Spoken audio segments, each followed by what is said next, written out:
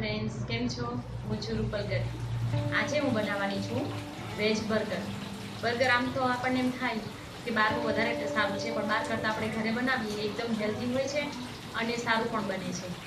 एना माटे आपणे जोईशे क्रश ने बाफीने क्रश करेला बटेकानो मावो। आमे मीडियम 3 बटेकाने बाफी अने एनो मावो बनाव्यो छे। एनी अंदर मसाला माटे आपणे गरम मसालो, आमचूर पाउडर, लाल मरचुं, धाणा जीरु, मीठું અને બાઇન્ડિંગ માટે કોર્નફ્લોર લેશું આપણે। અને એસેમ્બલિંગ માટે આપણે ટામેટા અને ડુંગળીની સ્લાઇસ, કેચઅપ અને બર્ગરના બન છે। હવે આપણે ટિક્કી બનાવીશું। હવે આપણે આની અંદર બધા મસાલા કરીશું।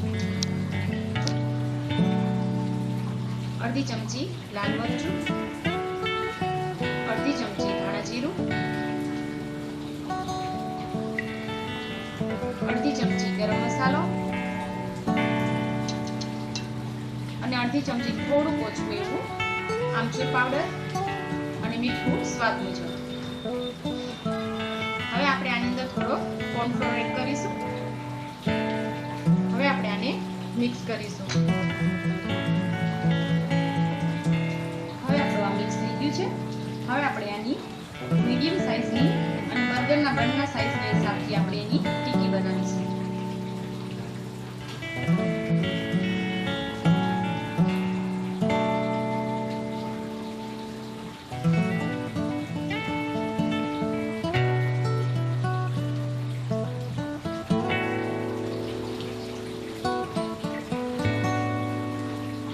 બસ આ સાઇઝની આપણે ટિક્કી બનાવવાની છે।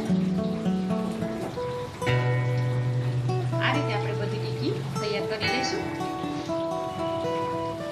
તો હવે ટિક્કી તૈયાર છે। હવે આપણે એને સેલો ફ્રાય કરીશું। તમે ડીપ ફ્રાય બી કરી શકો છો પણ આપણે એને સેલો ફ્રાય કરીશું। સૌ પહેલા આપણે ગેસ શરૂ કરીને પેન મૂકીશું અને ટિક્કીને કોર્નફ્લોરમાં આપણે આ રીતે ડસ્ટ કરવાનું છે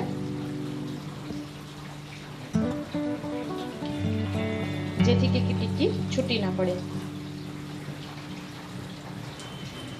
આ રીતે પહેલા આપણે તૈયાર કરી લઈશું ટિક્કીને।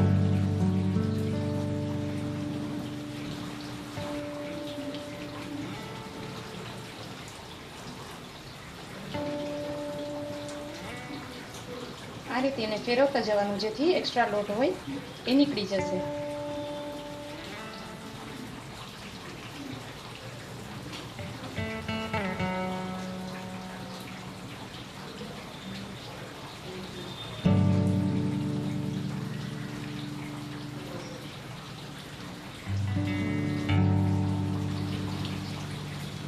હવે આપણે પેનમાં તેલ મૂકીશું। તેલ સેજ ગરમ થાય એટલે આપણે એમાં ટિક્કી એડ કરીશું। આ રીતે સેજ કંઈ પણ નાખી અને જોઈ લેવાનું કે તેલ આવી ગયું છે કે નહીં। તેલ આવી જાય એટલે ગેસ સેજ ધીમો કરી અને ટિક્કીને આપણે એક પછી એક મૂકી દઈશું।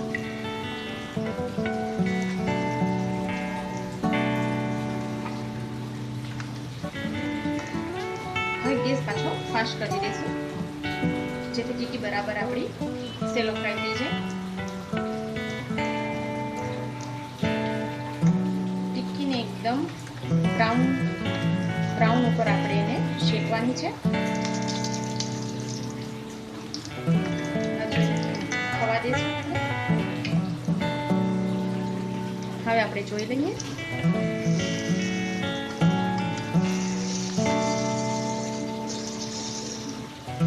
હવે એને ધીમી રહીને આપણે પલટી દઈશું બધી ટિક્કીને।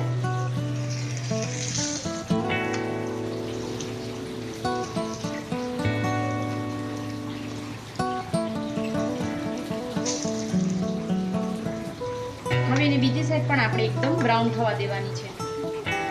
હવે આ બે બાજુથી થઈ ગઈ છે। હવે આપણે ગેસ બંધ કરી દઈશું અને ટિક્કીને આપણે પ્લેટમાં લઈ લઈશું। આપણી આ ટિક્કી તૈયાર છે। હવે આપણે બર્ગર બન તૈયાર કરીશું। બર્ગર બંને વચ્ચેથી મેં કાપી દીધું છે। હવે એના ઉપર આપણે સોસ લગાવીશું।